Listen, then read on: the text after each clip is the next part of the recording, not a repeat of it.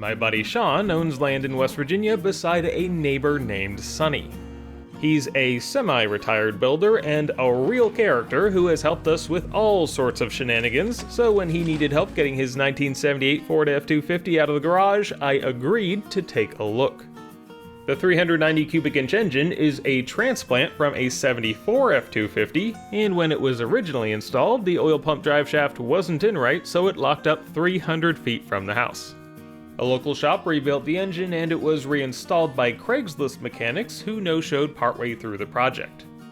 Sonny eventually got it together enough to run, and it did run, but there was ticking from the front end, gas and oil, and after a few starts it wouldn't turn over anymore, so he had to walk away. It had been monopolizing the garage since then, and both Sonny and his wife were anxious to have it moved. But while I'm optimistic that we can get it running, I'm also scared of what we may find. Here's the fuel pump coming up from the line on the frame, and a filter up to this fuel pressure regulator, coming all the way across in this copper line, and going into this vacuum port at the base of the carburetor. That's just dumping fuel straight into the engine, so it's possible it doesn't want to turn over because the cylinders are full of fuel. I've also got this extremely long positive lead, and it had all this tape around it. I started peeling it back and realized that that is a worm gear hose clamp holding those two wires together. Battery negative is right now going to this rusty bolt on the core support. That's probably not doing any favors. I'd much rather see this go straight to the engine. It also has these funky 3-piece headers. They actually cut the frame to clearance for them. The header actually hits the oil pan there. And then they had to smash this pipe to get it to clear that cross member, and it is halfway through. It is very smashed. For the rest of the exhaust, we just got turbo mufflers coming out there. No hangers, of course. The engine's not on its mounts. It's kind of just sitting on the studs, specifically so that this is accessible. Once the engine is on its mounts, you can't actually take the oil filter off. Pull out the dipstick. I can't even see the oil in there. It's just gas. Just pulled the number 2 spark plug. It does smell strongly of gas, but it's not wet, so hopefully everything is kind of dried out by now. To hopefully keep the gas where it's supposed to be, Pulled the fuel line off of that side, and I think I realized what happened. This came off a small block Chevy. They put it in this Ford with the distributor up front, and the fuel inlet hit it. I don't know, I guess they didn't think about rotating the fuel inlet. They just taped over this and looked for another port. So I'm just gonna pull off this tape that was doing nothing, and we'll loosen this bolt, rotate the fitting, and hook it up to the fuel pressure regulator, teed into the pressure gauge. Right now the fuel pump's all the way up here. Ideally it would be farther back. I took the carb off its mounts and just threaded the nuts onto the studs a little bit so that we can see if there's anything pouring out from the bottom. and once we have a battery to work with, This is the fuel pump wire. All we gotta do is touch this to positive, and we're off to the races. Okay, my pressure line has a hole in it. That's news to me. Just shorten that hose. Let's try again. Slowly building pressure. It is struggling. Nothing's pouring out of the carb. Regulator is set to 1.5. That's looking like 3.5. I'm not sure what's going on there. Let me turn this to 4.5. Okay, well, regulator is definitely doing something. And all we have to do is, well, that's unhooked. Can't even hit the accelerator pump, actually. and on top of that problem, Oh no, she's dripping. it's already looking like we have more problems than I had hoped. I went ahead and took the carb off of the car. The accelerator lever is just totally bent. I don't know if it's all crudted up or what, but I could just barely press it. It does spray out fuel. Oh, it's loosening up. Yep, okay, well, I'm gonna go find a different carburetor. So as this one continues to relieve itself, dug out this Edelbrock from one of the shelves here. I just sprayed it off with carb cleaner. It looks clean enough. Supposedly this was just rebuilt. It should be ready to throw on there. Hook back up to our fuel pump and regulator. 5 psi. Any leaks? I'm gonna hit the accelerator pump there. Okay, I think this thing's gonna work. The Edelbrock is on there. This spring is just holding the choke all the way open right now. I was told the truck had no brake boost, and I'm guessing that's because that hose is just totally torn. So I'm gonna pull that hose off there, just plug it. Next, I'm gonna pull this nasty positive cable off of here, crimp a terminal onto it so it's not 4 or 5 feet longer than it needs to be. Now it's got this red one from positive to the solenoid terminal coming down. It's hooked into this little bracket on the frame going over to the starter. I managed to crimp these all using bolt cutters. The crimps seem very strong. They're certainly better than the crimps that were on there before I touched it. The negative battery cable is two big old wires, one going up to the nice rusty core support, and the other one coming down and using this 1/2-inch hole on the engine block. To make that 3/8-inch terminal fit, I actually split the end of it. It seems to be working. But we should probably focus in on the central player here, the engine itself. I'm worried about the camshaft. I might try to pull one of these valve covers off, at least see if the rocker arms are loose. I have some concerns. There is a lot of rust, and unfortunately the situation in here isn't really any better. I guess the gas might have taken all the oil off of everything. It's not what you want to see. And then we also have this. It's kind of peanut buttery. That might just be gas breaking down. I'm gonna just wipe out as much of that as I can. While I was trying to clean that, I noticed this guy back here. There's the body ground. It is attached. I guess that's why it was kind of sometimes cranking. I'm gonna have to replace that too, I think. As far as the hydraulic flat tappet valve train, Since there's no oil in the lifters, some of these you can push down and move just a little bit, but there's not lash. meaning the camshaft is at least somewhat intact, and if we go searching for signs of damage in the oil filter, For whatever it's worth, it looks totally clean. So hopefully it's not too bad off. I just drained the oil, which is really fun because the axle is directly in line with it, so it pours everywhere, but I got almost all of it. That's about 2.5 gallons. I think it's supposed to be 6 quarts, and look how thin that is. That's pretty bad. I also put it on as it came off. That is a hose gasket underneath the washer for the drain plug. It didn't look like it was leaking. Hopefully it continues sealing. now that the gas is out, we should probably add some oil back in, with the first destination being the cylinders. Once we have all the spark plugs removed, we can peek in. There's definitely some buildup in there, and no oil to be found, so that's probably dried gas. But they don't appear to be rusty, at least. Which isn't quite the case underneath the passenger side valve cover, but it does appear at least mildly better than the opposite bank. It's starting to get late in the evening, but before calling it quits, we'll use a Windex bottle to coat the cylinder walls and exposed valve train with oil. It was about a week before I found myself staring down the grill of this haggard old beast once more, and we'll kick things off with another round of oiling before removing the spark plug wires and distributor. Once a new filter is in place, we'll add 6 quarts of oil and zinc additive to the crankcase. In order to wash away fuel varnish and replenish the oil film between moving parts, we'll need to turn the oil pump drive shaft, which I was told we had a tool for. Now, I'm not sure what I was picturing, but a cut-off screwdriver shank hammered into a ground-down 1/4-inch socket wasn't it. But it's what we got, so let's give her a spin. Concerningly, the pump doesn't seem to be pumping until... I was turning it the wrong way. Cut that part out. Ah yes, much better. Well, except for the screwdriver slipping in the socket even with my entire body weight on it. And then the socket falling off and having to play operation. We did get some oil to the top end though, so we'll get the distributor set back in, which will allow us to run the starter motor and move a bit more. I'm guessing this is going to be the crank.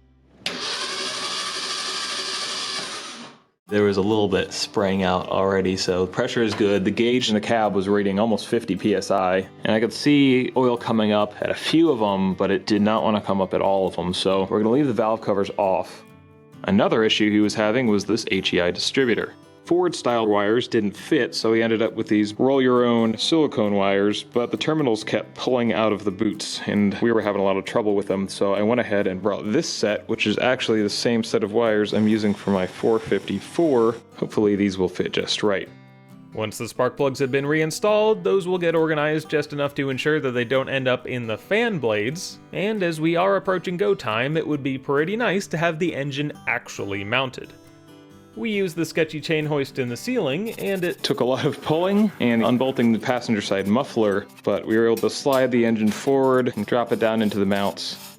And once we hook up a totally legit throttle link to the carburetor, it is finally time to hear this 390 roar. Or maybe not. With nothing happening at all, we'll pull a wire and hold a spare plug up against the cylinder head, and we have a nice strong spark, so the problem appears to be elsewhere. And what do you know, we have no fuel coming out of the carburetor. I witnessed it do it like an hour ago, but it doesn't want to do it now. It just so happens that I anticipated a problem like this and brought a spare. And now we have a new challenger. This is the Edelbrock 650 off the Blazer. I know this damn thing worked last time I used it. And it has been a while, but it is actually spraying fuel into the intake, so we are already ahead of the last one. Once we have that snugged down, it's time for another chance to make some noise.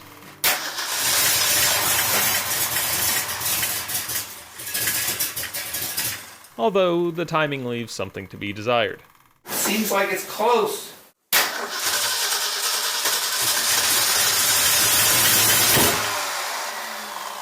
It's just a little bit off now.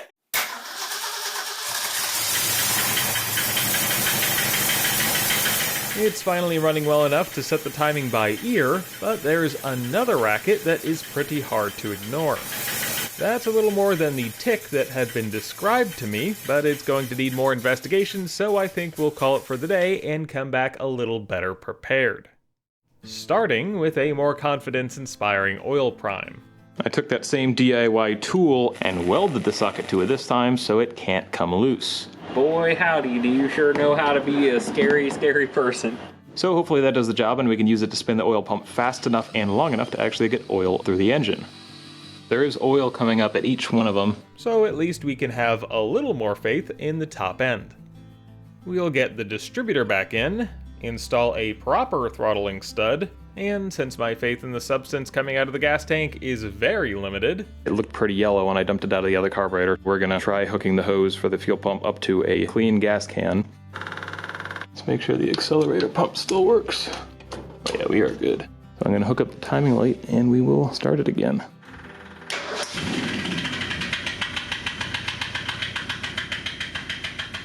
it came right to life and is doing a great job of idling, and at this lower RPM the front end knock is much easier to trace. The rocker arm oiling is also looking fine, which the smoke from the headers confirms, so we'll go ahead and shut it off. It's definitely timing cover. That almost sounds like the chain is hitting something. If there was an extreme amount of slack, it's possible it could be knocking around in there, and that's something we are able to test. All we have to do is turn the crankshaft in one direction, then turn it back the other way, and see how far we can turn it before the rotor starts to move. That is 24 degrees. That's really terrible. Clearly something is going on between the crank and camshaft, so it's about time we get in there and take a look. Once we get the valve covers back on, we'll make some room by removing the radiator, fan, alternator, and water pump. That's pretty much the front end taken apart, except for the pulley and the balancer, which I'll come back with a puller next time to remove. Which was only 3 days later because I really wanted to know what was going on in there. With the 4 bolts removed, the crank pulley comes right off, It's really on there. and we can use a wheel puller to remove the harmonic balancer. Then a 2-jaw puller to remove the balancer spacer, which was really snug because the end of the crankshaft snout had seen a pipe wrench at some point in its past. Once we figure out the assorted bolts holding on the timing cover, That's bigger than 7/16, but smaller than half an inch. we can start removing them. And I continue to prove the extent to which I am not a Ford guy. Why is that a water jacket? What the hell? Eventually, we have every last bolt out, and it's just a ton of sealer holding the front cover on. So, finally, we have our big reveal. Oh, shit. Well, there pretty obviously is an issue here, but it's not the one I was expecting. Oh, yep. This is the eccentric for the fuel pump. That's, yep, that'll make some noise. That little fin has been worn down. That's not exactly what I thought I would find, but in hindsight it does make a lot of sense. We'll give the upper sprocket a wiggle to allow it the freedom it so clearly desires, and with it off, The gear surprisingly seems okay. This dowel pin went for a wild ride and has some scars to prove it. The cam looks okay. It's got a real ding right there. It still goes on there smooth. Doesn't feel like there's any play in it. but why exactly did this happen? Well, that pin needs to engage in the camshaft, the sprocket, and the eccentric, but It pushes all the way in. Huh. Maybe this dowel was too short. This thing spun, that loosened the bolt, and that let the gear walk forward. That is my best guess at what happened here. of course it is also possible that This bolt just came loose. but we're gonna try to play it safe. We need a pin that's a little bit longer than this. But where can we get a pin like that? Well, we've got a perfectly good screwdriver right here. We can cut a section of this out that's something like 1 5/8 long and just kind of hand sand some of the chrome plating off until it fits nicely in our new timing gear. Here's our new pin next to the old one. It is right about 1/8 of an inch longer. And critically, it is a nice snug fit. It looks about right. It's not hammered in though, and maybe we don't want to hammer it. Oh. It's definitely a tight fit. We can also take this deflector and the old lower gear off there now. Assuming it wants to go past that. The last things to remove are the gasket remnants. Then the new lower sprocket can be tapped on. Once you get it past all the scraped up stuff, it's fine. Jesus. Followed by the new upper sprocket and chain. It didn't cause the failure, but there wasn't a washer underneath the old bolt to keep the pin from backing out, so I'll throw in what I have available and torqued a Loctited bolt to 45 foot-pounds. Finally, the front drive is back together and will hopefully stay that way this time, so we'll use a front cover gasket set to get the cover resealed. I actually did this improperly. You should use either the crank spacer or an alignment tool to help center the seal, and I should have added more RTV on top of the old pan gasket instead of smearing extra on from the outside, but it seems to have worked out and holds on to oil. With the spacer carefully pushed past the seal, on goes the balancer, and yes, I did use the bolt as an install tool, which is generally inadvisable, but I got away with it this time. We'll torque the center bolt to 90 foot-pounds, the 3 pulley bolts to 30, and throw on a sticker to make the timing marks much easier to read. Then the water pump can be reinstalled, the alternator and fan reattached, and we'll let it sit for a while to give the RTV time to cure. We'll use this break to rebuild Sunny's off-road AVS, which had just enough varnish inside to hang up the accelerator pump check ball. With that sprayed out and fully back together, we'll haul it up to the truck and swap the carburetors out once more. Before hooking up the fuel hose though, we used the electric pump to drain the tank and refilled it with a few gallons of fresh gas. It's still on the yellow side, but looking much better. It should at least be good enough for the rebuilt carburetor.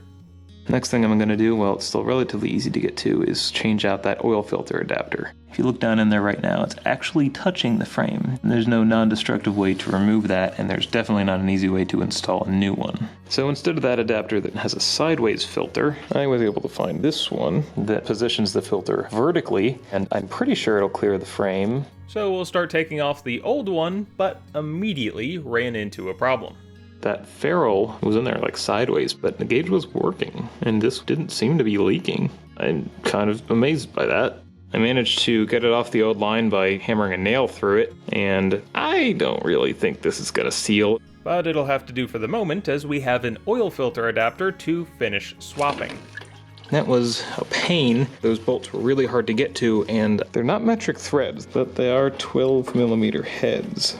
We definitely won't be reusing those, and while there are some minor differences between the adapters, it seems like the oil should still be routed correctly, so we'll go ahead and bolt on the vertical one. Once it's on there, we'll reattach the Sketchy oil pressure line. It'd be nice if by some miracle it still wasn't leaking, but it seems pretty unlikely. For now, we're gonna call that done and move to installing the mechanical fuel pump. Though the electric one is currently working, going back to a Stone Age design is going to simplify things, so it seems like a reasonable choice. If we remove the block-off plate from the front cover, there's the eccentric we spent all that time getting familiar with, which we'll be pushing on this steel lever to pump fuel up to the carb. That out, I'm just now noticing, is an inverted flare. Of course, I didn't bring the correct parts to hook it up, so instead, I'm just gonna use this airline fitting. It's not good. I'm not suggesting anyone do this. I got maybe 4 threads in there. So let's go ahead and get the pump installed and plumbed as well as is currently possible.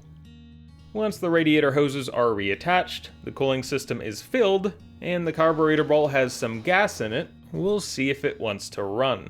I'm gonna go about halfway on the choke.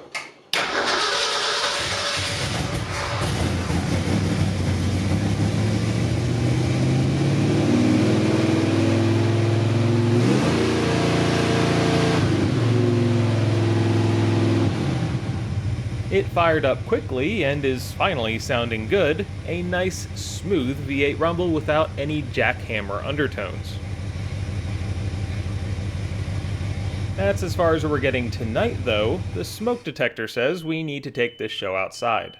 This did leak a little bit of oil. Fuel pump seems good. I also somehow, even with a very short wrench, managed to strip this bolt, so I'll have to come back here with the helicoil. He's going to try to move it out of here tomorrow. Hopefully that goes well. I won't be here, unfortunately. 10 days later, I was back and got to see the truck out in the sun for the first time. It probably sounds strange, but I didn't realize quite how red it was. Sonny drove it out of the garage and up the street with no major issues, though I still have some loose ends to tie up. The air fitting was, impressively, not leaking a drop, but we will replace it with a proper inverted flare version, attach the power steering pump to the engine with a bunch of scavenged hardware, and replace the janky oil pressure line with a shiny copper one. Which is all well and good, but he said it's making a tapping noise in gear, so we're going to start it up and move it around a little bit. Turn your air conditioning on.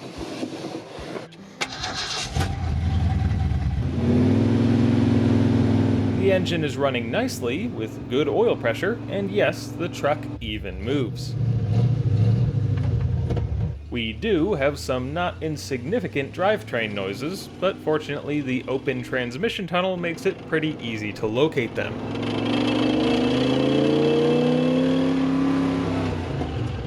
I think that's the nice usual. guess. Those were taken off and put on a couple times. That clunk, I think, is the exhaust hitting this. It's pretty impressive how well it runs on the baseline tune-up. 25 running? That's very good, yeah. And that's all with the distributor still loose in the engine due to the stripped threads. We'll drill and tap those to fit this threaded insert. One with a shoulder would have been more ideal, but I didn't tap the threads quite all the way, so it's in there nice and snug. Now we can actually put the distributor back in and tighten it down for real. It should start. With the timing set back to 12 initial, the truck is in a pretty good place. It's hardly a paragon of safety, and I shared quite a few concerns with Sonny, but he's confident that he can finish what I started now that the engine problems have been sorted out. It is still a back burner project for him, and has mostly been used for moving things around the property now and then. At least we got it out of the garage, and back to moving under its own power. Mostly, I was glad that I could cheer up Sonny, who was feeling pretty rotten after all the trouble with the thing. Got a lot of power though, right? Yeah, it seems like a good motor.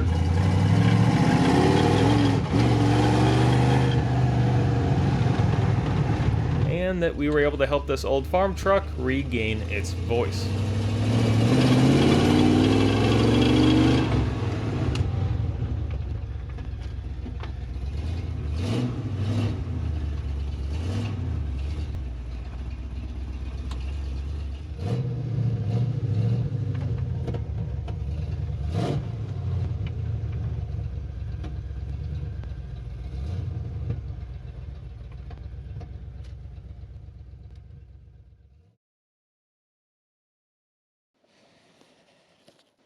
You helping? Oh my goodness. Were you in the stream? What are you doing in there? Yeah, you were. You have to leave your truck here. Look it up. No, it's fine. There's definitely fuel in the intake. There's definitely fuel in the car. It's on the floor. Let me just throw that on the floor. Other than burning holes in my nice new shirt, it's doing okay. Why are you wearing your nice shirts? I didn't know I was gonna be welding stupid shit. These are good. They are good blades. I think it's the user though. You should come by and do all my cutting. You know what's great? Electric fuel pumps. You know what's great? Not designing your mechanical fuel pump like an ass. That's a 1/2-inch impact socket. Oh my god. Ah. Oh god. Grab it. What's the problem? Why aren't you grabbing it? What is that for? No. No, Mike. I found some pretty cool cars in Phoenix. 78 El Camino, $5,400 Vanagon, Ford Granada, 85 Trans Am, 1977 Triumph Bonneville. Man, I really want a Grammy or a Pinto. It'd be so awful to drive, but it'd be so cool.